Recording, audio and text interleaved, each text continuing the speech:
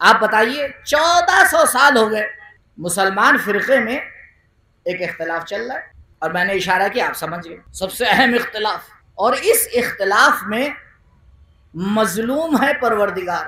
ہم لوگ اس پوائنٹ کی طرف کبھی سوچتے نہیں کہ اللہ کتنا مظلوم۔ دعوت ذوالعشیرہ میں اعلان کروا دیا، 23 سال تک نبی تائید کرتے رہے، اس کے بعد غدیر میں سب کو روک کے بھی اعلان کر لیا۔ اب آپ بتائیں عقلی اعتبار سے جتنا انتظام ممکن تھا اعلان ولایت کے لیے پروردگار نے کیا یا نہیں کیا؟ کیا۔ یعنی اتنا پروپیگنڈا اور اتنا انتظام اگر کوئی بھی پارٹی کرتی سکون سے ووٹ لے آتی، لیکن نہ ملے ووٹ تو اللہ کو۔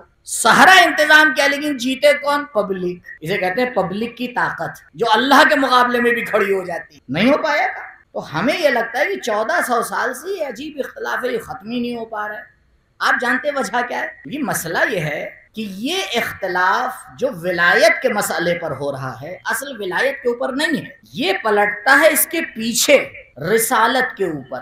اگر مسلمانوں کا ایمان نبی پر ایک جیسا ہوتا، اگر مسلمانوں کا ایمان نبی پر ایک جیسا ہوتا تو نبی نے میدان غدیر ایک مسلمان کے لیے نہیں سجایا تھا، 1.25 لاکھ کا مجمع موجود تھا۔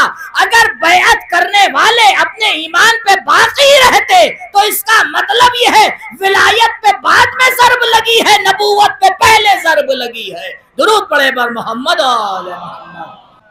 یہ بہت سیدھی سی بات ہے۔ اما آج کسی کمپنی میں اگر اس کا ایک ڈائریکٹر 4 دن کے لیے سفر پہ جانا چاہتا ہے تو جناب اسسٹنٹ کو چھوڑ کے جاتا ہے، تو عجیب مسلمان ہے جس کی یہ سمجھ میں نہیں آ رہا ہے کہ اتنا آج کا انسان سمجھ رہا ہے، نبی نہیں سمجھ پا رہے ہیں۔ کیسے ممکن ہے؟ اصل مسئلہ یہ ہے کہ نبی کے اوپر جو ایمان تھا وہ کمزور تھا۔ جو امت یہ نہ سمجھ پائے کہ نبی جو کہہ رہے ہیں وہ حرف خدا ہے، جو ابھی ما ینطق عن الہوا کو نہ سمجھ پایا ہو، تو جو ابھی اس مرحلے سے گزرا ہی نہیں ہو یہاں تک کہاں پہ آئے گا؟ ابھی آپ یہ سوچیں گے مولانا چلے کہاں گئے، نہیں ابھی صبر کریں۔ تو پتہ یہ چلا کہ ولایت پہ مسئلہ ہے ہی نہیں، تو اگر ہم اور آپ بات چیت کریں کبھی ولایت کا موضوع چھیڑیے نہ، ادھر آئیے کہیے آؤ پہلے نبوت پہ بات کرتے کہ جس نبی کو ہم مانتے ہیں اسی نبی کو آپ مانتے ہیں یا نہیں، اس میں بات کریے بیٹھ کے۔ کیونکہ ہم تو جس نبی کو مانتے ہیں وہ جب معراج پہ جاتا ہے تو ملائکہ احترام کرتے ہیں۔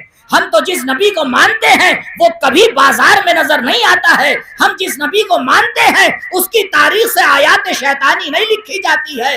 ہم جس نبی کو مانتے ہیں وہ تو ایسا کردار اور اخلاق کا مجموعہ ہے کہ پروردگار آواز دیتا ہے انک لعلی خلق عظیم، اے نبی آپ عظیم اخلاق کے درجے کے اوپر فائز ہیں۔